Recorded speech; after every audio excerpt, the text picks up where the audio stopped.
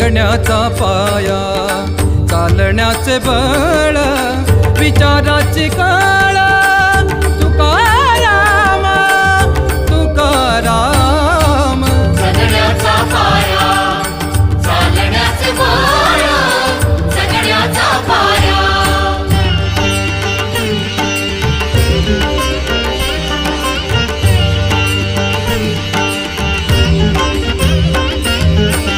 शब्दांचे इमान, अक्षरांचे रान, शब्दांचे इमान, अक्षरांचे रान, अभंगाचे पान.